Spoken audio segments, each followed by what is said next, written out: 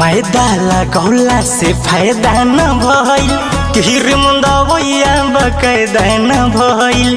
राजा हो अरे मैदा लगौला से फायदा न भइल, गिर मुंदवैया बकायदा न भइल। जीभ से डीभ के बोर कद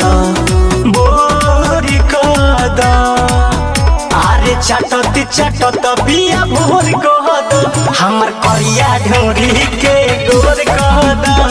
चटत चटत बिया भोर कहद, हमर करिया ढोरी के गोर कहद।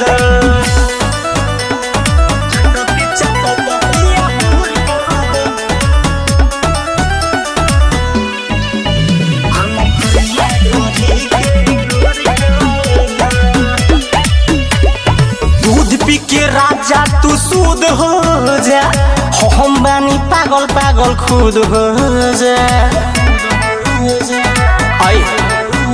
अरे दूध पी के राजा तू सूद हो जा, हम बानी पागल पागल खुद हो जा।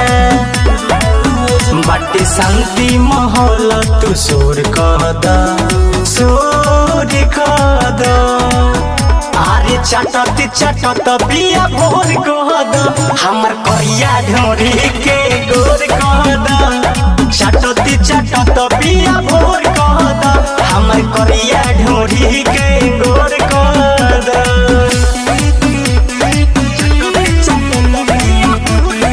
सीधे रिकॉर्ड्स दिल्ली।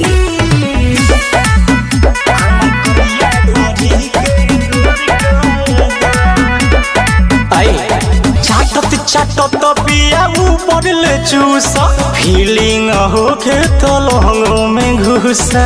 राजा आजा चटत चटत बिया ऊपर ले चूसा, फीलिंग होके तो लहंगों में घुसा। सुनिया रे सिसाया मिलोर कद लोर कद।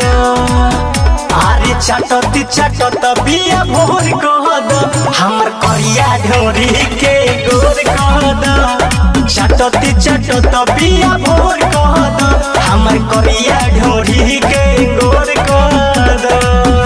राजा हरियर पियर त ना, लेकिन चाट के साफे उजर कद।